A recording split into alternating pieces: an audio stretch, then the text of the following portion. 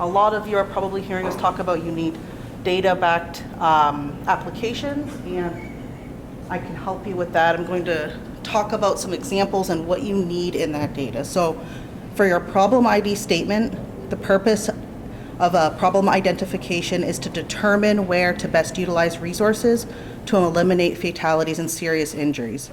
And I'll quote Scarlett here, if you don't have a highway safety problem, you don't need a grant. So how do we look for the problems? The process of analyzing data and pertinent information to isolate specific facts about traffic crashes. All right, so the statement should provide a detailed description and define geographic area for jurisdiction, and that should include 5 consecutive years of local data, state data, national data, and that it may be a little bit different depending on what the project is. So, and we do need 5 years. If you have trouble getting 5 years, you can reach out. Sometimes, depending on what the highway safety problem is, it could be a little more recent, but typically that is what we're looking for. So it's kind of the who, what, where, why, and when. Starting off with who. So who is your problem affecting? Who is your highway safety problem? Who is at risk? We talk about vulnerable road users. So you can think of pedestrians. Perhaps your problem involves older adults, children, folks with disabilities, or maybe a minority group. So when you're looking at your problem ID, there needs to be a population that is affected by this highway safety problem. And now the big one, what is the problem? And this is where a lot of your data will come in. Fortunately for you, right in the RFP, we do have data that you can use for the state data. So when you're thinking of what your problem is, perhaps it's in a certain area or a certain, maybe it's a local district, or maybe it affects more on a larger scale. That's what you're talking about here. Your problem can't be, well, we just need new computers. That's not a problem. It needs to be a safety problem. I use the example that your problem may need equipment, but it can't be that you need equipment. So think of it that way. I work with a grant that they need to be reporting electronically, and they offer grants to smaller agencies. So that's another way to think about it. Like, they will need computers, but that's not their problem. The problem is that we need to ensure that crash reports are being submitted electronically in this case. And if you have any questions about that or how to phrase your problem, feel free to raise your hand, or we can talk at the end of this, and I can give you some tips with that. I also plan to post a sample problem ID on the grant site, just so you can see how it's phrased, and maybe that can give some insight. So when are the crashes occurring? That might matter of time of year, time of day. Is it during the holidays? Is it during the weekends? There might be a particular, after school time is another one. So if there are crashes occurring in a local area, and that's the problem you're looking at, that's the when.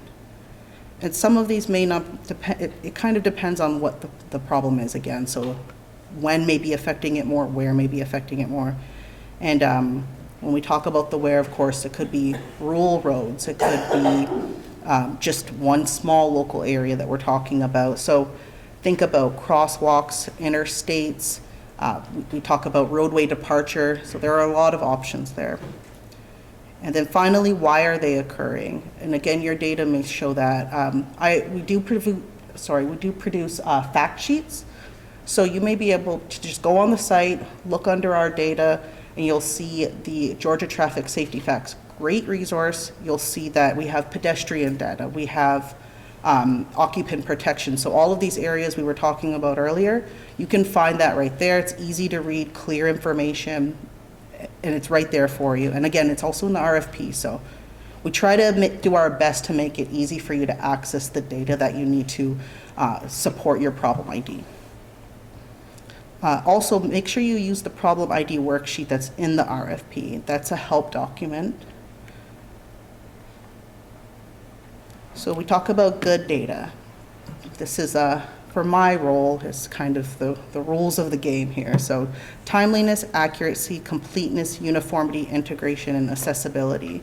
With timeliness, you need to ensure that it's within the right time frame. Of course, again, when you're applying for your grant, you need to have 5 consecutive years of data.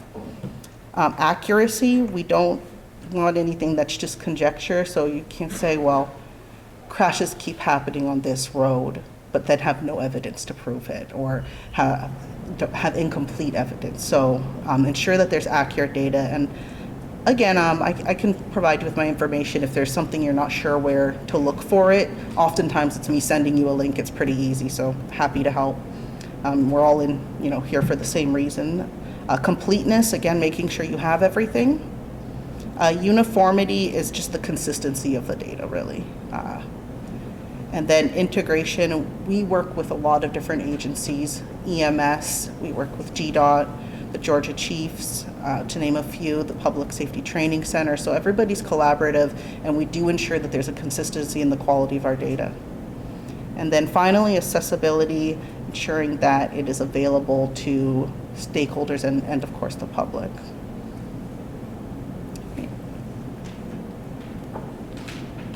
And just to go over some of the sources, right here we have, so first of all, the GOHS website, and that also includes the Georgia Traffic Safety Facts. So again, we have on the grant page all of the state data, we have county data sheets, we have the Georgia Traffic Safety Fact sheets for specific areas, like I said, motorcycles, pedestrians, risky driving, occupant protection, impaired.